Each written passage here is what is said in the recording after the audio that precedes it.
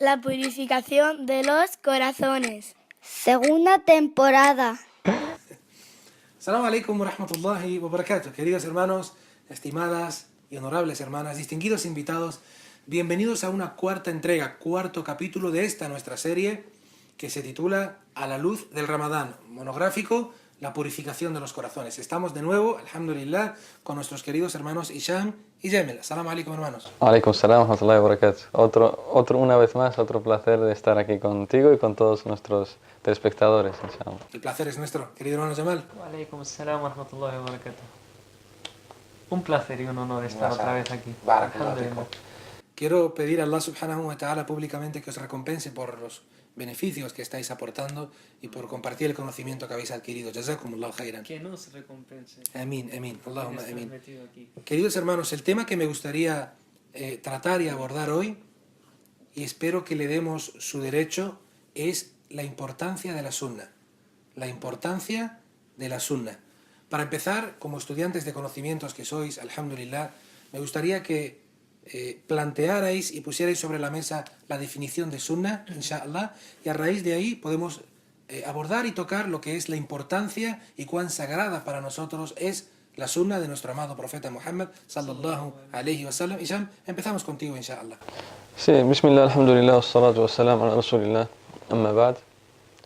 Sin duda alguna que es muy importante hablar de la sunna, porque tal como dicen los sabios, no hay Islam sin sunna, no se concibe una religión como el Islam, no se concibe esta gran religión, la religión que Dios ha escogido para todos los seres humanos, sin sunna, sin el ejemplo del profeta en cuestión, ya sea en cualquier época de la que estemos hablando, ya sea la época de Moisés, Jesús, Abraham, Noé, etcétera, etcétera. Porque si no hiciera falta un profeta o un mensajero que nos enseñe cómo adorar a Dios, entonces Dios no le haría falta enviar a ningún profeta. Entonces la gente haría lo que les da la gana y cada uno entendería lo que quiera de la religión. Pero como Dios quiere que se entienda su religión tal como Él quiere, tal como Él ama, por eso nos envió en cada momento de la historia a un profeta que les explicaba a ese pueblo, a su pueblo o a la gente cómo debe ser entendida su religión. Y por eso se hace importante, en este caso, si hablamos del profeta Muhammad sallallahu alaihi wasallam, seguir su sunna. Porque, como decía, si no, entonces cada cual haría lo que quiera. Pero si Dios nos ha enviado al profeta es para que sea seguido, para que el din, su religión, sea entendida como Él nos ha enseñado y como Él nos ha explicado. Y bueno, nuestros sabios, al hablar, me has pedido antes una definición de la sunna, la definen lingüísticamente hablando y técnicamente hablando también.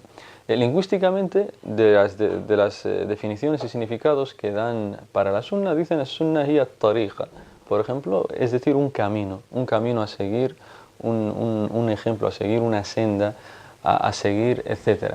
Y técnicamente hablando, en el significado técnico de sunna, encontramos la definición que dan los sabios del hadith, están también los sabios del usul y la definición que dan los sabios del fiqh.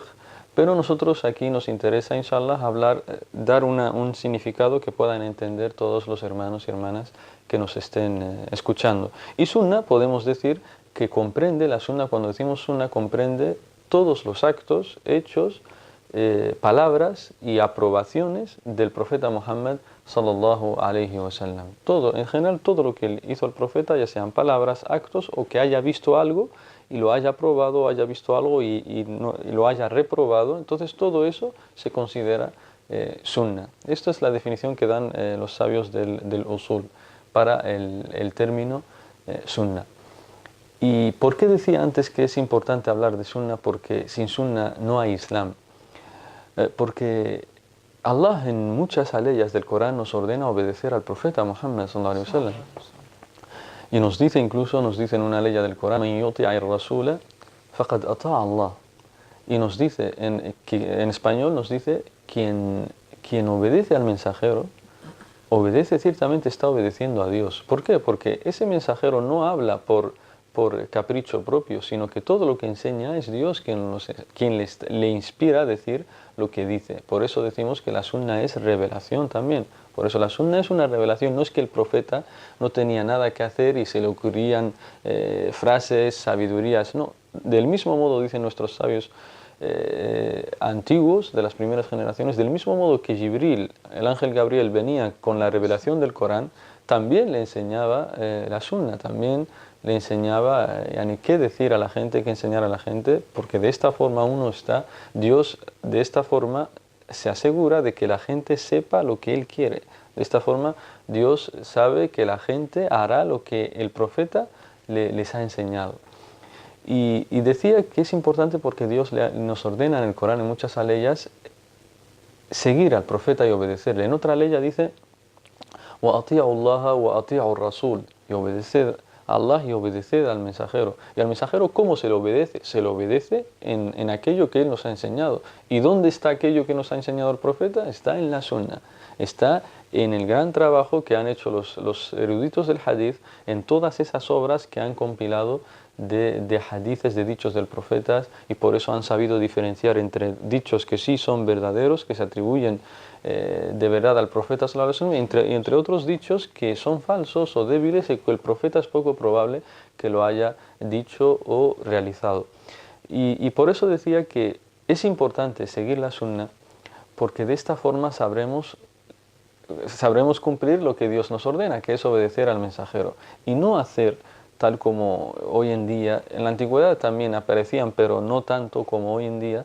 Vemos que hay ciertos grupos, ciertos jóvenes, chicos y chicas o incluso personas mayores, vemos que están apareciendo ciertas sectas, ellos sin darse cuenta que son una secta, pero quienes analizan la historia saben que pertenecen a una secta que ya están clamando o afirmando que no hay que seguir la sunna, que solo hay que seguir el Corán. Son los llamados Qoraniyun, los coránicos o gente que solo se aferra, o coranitas, gracias hermano Malik, los que solo se aferran, dicen, según ellos, solo se aferran al Corán.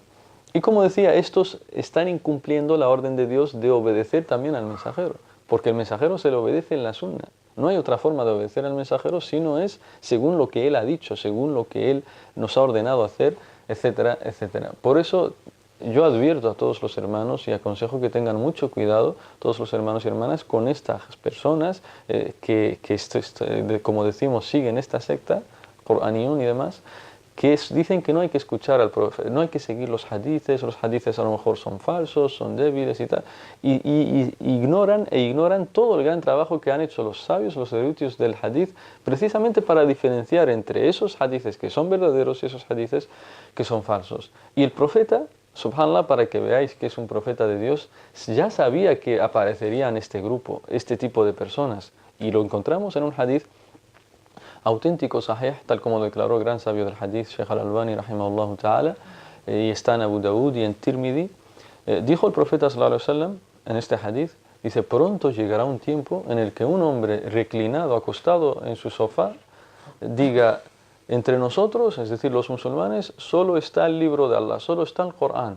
Lo que encontremos en el Corán como permitido, lo permitimos. Y lo que encontremos en el Corán como prohibido, lo prohibiremos. Y dice el profeta, refutando a esta persona, rechazando lo que dice, pero ciertamente os digo, es decir, oh musulmanes, el profeta nos dice, ciertamente os digo que lo que el mensajero, es decir, lo que el mensajero ha prohibido, dice, ciertamente os digo que lo que el mensajero ha prohibido es igual a lo que Allah ha prohibido. Por tanto, en este hadith el profeta nos está diciendo, nos lanza un mensaje y nos dice que tengamos mucho cuidado con estas personas que dicen que no hay que seguir la sunna, que solo el Corán, porque como os decía, es inconcebible un Islam sin sunna, porque el Islam es una serie de órdenes, es una serie de aleyas, el Corán. Y esas aleyas, ¿quién lo ha ejemplificado? ¿Quién nos lo ha enseñado? El profeta Muhammad sallallahu alaihi wasallam. Por eso se hace imperioso seguir su ejemplo y seguir su camino. Esto es lo que puedo decir. Disculpad que me haya alargado un poco, pero se hacía necesario. Allah. Necesario y obligatorio. Dejar claro qué es la sunna y por qué el musulmán debe seguirla. Hermano Jamel, ¿cuáles son tus impresiones acerca de aconsejar a los musulmanes que amen, sigan y estudien la sunna del profeta Muhammad sallallahu alaihi wasallam?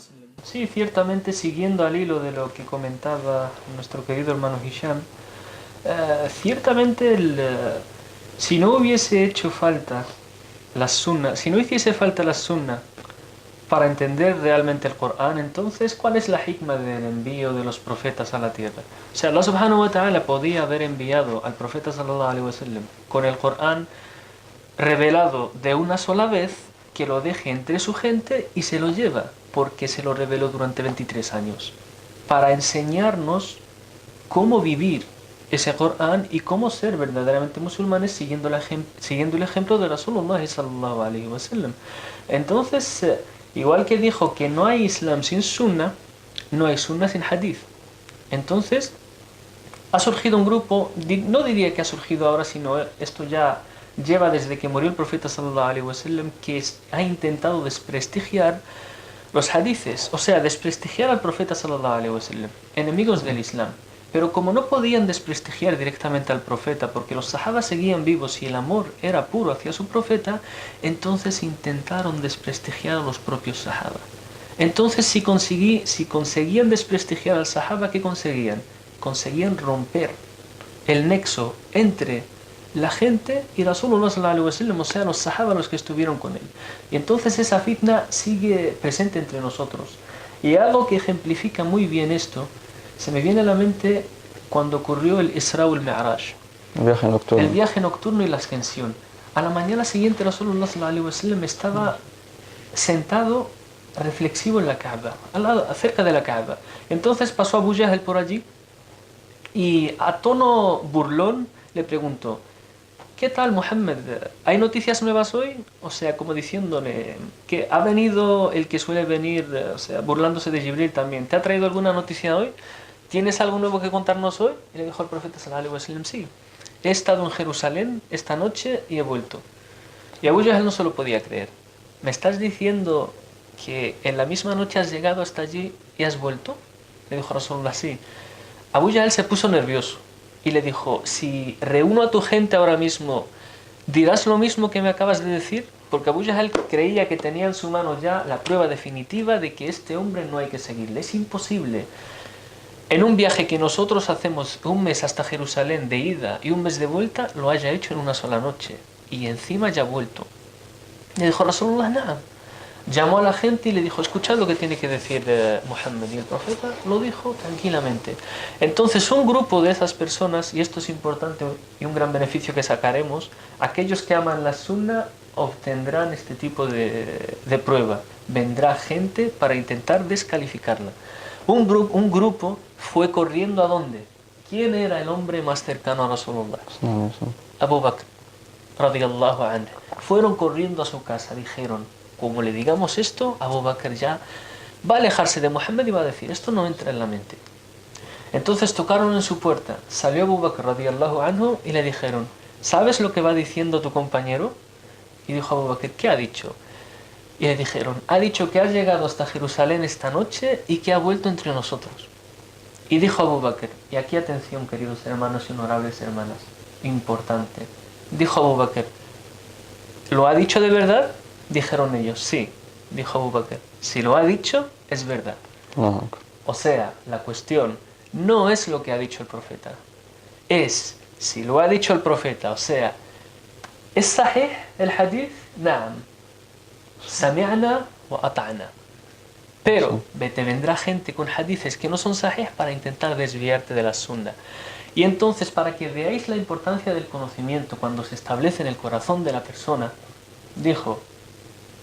le dijeron: ¿crees en él incluso en esto? ¿Que ha llegado y ha vuelto en una misma noche?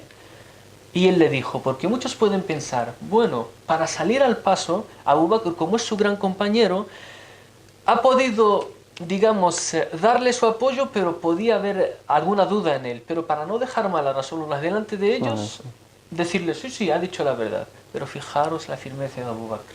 Dijo: ¿y qué os sorprende de ello? Yo le creo en cosas mayores que eso. Yo le creo en noticias que le llegan desde los cielos de día y de noche. ¿No le voy a creer en esto? O sea, ¿qué está más lejano? ¿Los cielos o Jerusalén? Los cielos. Entonces, esto no es nada. Y ese día, Abu Bakr pasó a llamarse As-Siddiq. Cuando le comentó al profeta esto, Entonces fue denominado ese día Abu Bakr as-Siddiq, El veraz. el veraz. Y de ahí la importancia, hermanos, mucho cuidado, la importancia del hadith sahih. Si lo ha dicho el profeta, no hay duda, actuar acorde a ello. Si no lo ha dicho, hay que buscar la prueba de que lo ha dicho. Creo que es esto lo que quería. Sí, como decía el hermano Yamal, a grosso modo los hadices o son auténticos o son débiles. Entonces, si son auténticos, se aceptan, se acatan siempre que no sean abrogados por otros, porque puede ser auténtico pero ser abrogado por otro hadith. Pero si no es abrogado, ni tiene ningún defecto ni nada, entonces ese hadith se acepta. Pero si es débil, ya está, no nos tiene que temblar el pulso de que si es débil el profeta es poco probable que lo haya dicho o no lo ha dicho, y se deja de lado y se actúa el Islam, se sigue el Islam según los hadices veraces o buenos, o que tengan una cadena de transmisión correcta según tal como nos indican nuestros sabios del hadith. Y con esto obtenemos también, y con esto cerramos, querido hermano Malik, la importancia de entender el Islam tal como lo entendió el profeta, y como decía el hermano Yamal, aquellos que vivieron con ellos, es decir, los sahaba. Y porque muchas veces podemos ver, cada uno nos puede venir, no, hay que entender el Islam así. Otro, mi vecino, te puede venir y te dice, no, hay que entender el Islam así. Otro te dice, no, hay que entender el Islam así. Porque son otros tiempos, etcétera, etcétera. O la moda, hay que seguir la moda de turno, etcétera, etcétera. Y por eso todo esto, cerramos la puerta a todo esto. Dios ya nos dio la solución cómo hay que entender el Islam, y de esta forma nos aseguramos de tener todos el mismo entendimiento. ¿Y cuál es? Entendiendo el Islam tal como lo entendió el profeta, tal como nos lo enseñó el profeta y aquellos que estaban con él, es decir, sus compañeros, los sahaba, ridwanullahi alayhim. De esta forma, si entendemos el Islam tal como lo entendieron ellos, estaremos seguros de que Dios está complacido de nosotros, y alhamdulillah el Islam se adapta a toda época y a todo lugar, pero nunca pierde sus principios y sus raíces, y alhamdulillah por esta gran bendición. Wallahu a'lam. Barakallahu fikum. Jazakumullahu khairan. En este capítulo nos hemos extendido un poquito más en el tiempo para demostrar que este tema necesita más tiempo y que esto no es absolutamente nada en lo relacionado a lo que se necesita saber para entender lo que es la sunna del profeta Muhammad sallallahu alaihi wasallam. Jazakumullahu khairan por vuestros consejos, por esta clase magistral que nos habéis dado acerca de la sira y acerca de los fundamentos de la sunna en cuanto al hadith. Que Allah os bendiga y os esperamos inshallah con la misma ropa bi'idhnillah en el próximo capítulo. Assalamu alaikum wa rahmatullahi wa barakatuh. Nos despedimos de nuestros hermanos, hermanas y espectadores. Jazakumullahu khairan. Assalamu alaikum wa rahmatullahi.